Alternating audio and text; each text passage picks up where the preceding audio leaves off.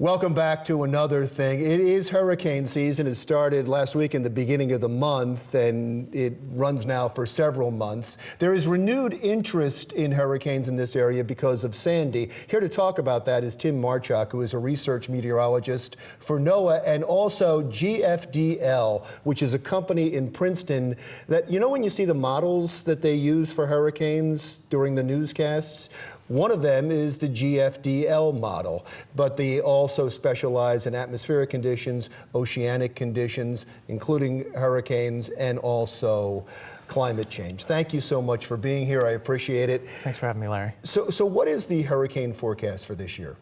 So there are three different groups that produce a forecast for what to expect in the Atlantic Ocean for hurricanes in a given year.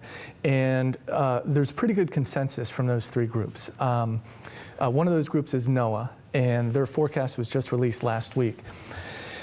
And they're calling for, at the very least, an average hurricane season, but more than likely a slightly above average hurricane season. Break that. What does that mean? Does that mean that we're expecting a couple big ones? Is that what it comes down to? Well, it's difficult to say, you know, we'll get a couple big ones, but what it means is in an average year, the Atlantic Ocean will have about 12 tropical storms per year.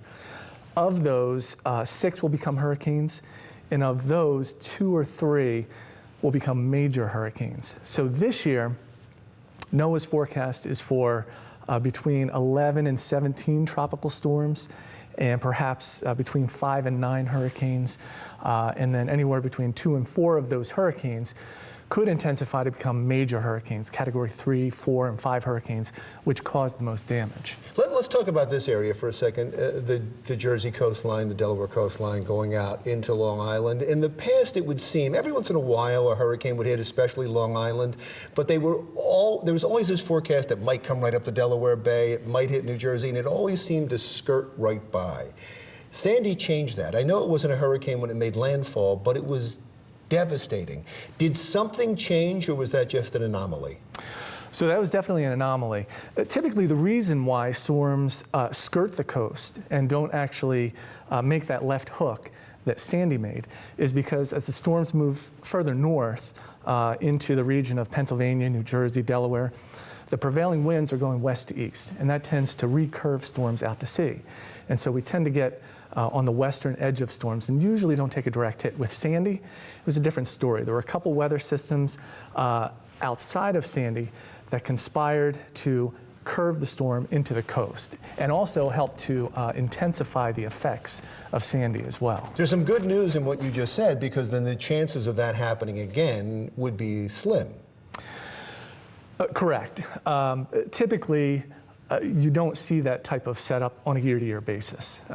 It's unusual for it to happen, but it has happened before.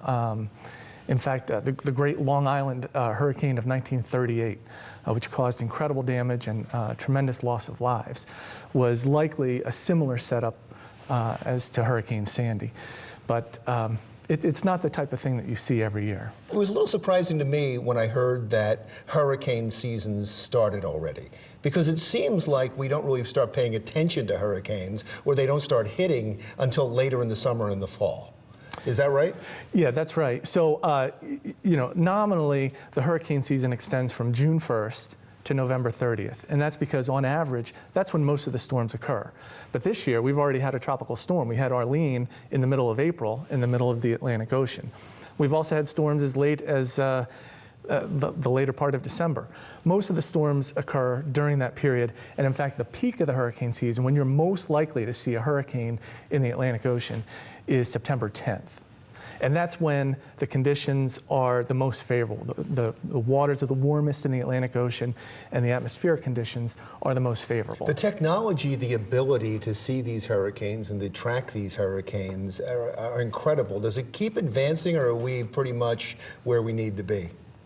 Oh, it definitely keeps advancing. One of the key elements that has helped hurricane forecasts is the development of newer and better hurricane models. And there is an amazing amount of research that is continually going on to improve those models.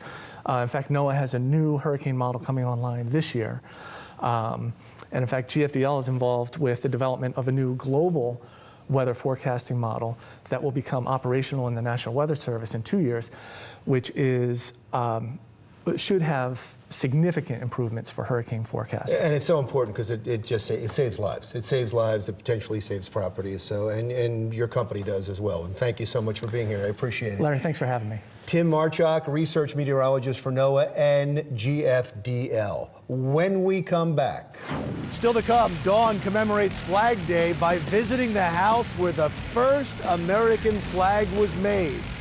That's next on Another Thing.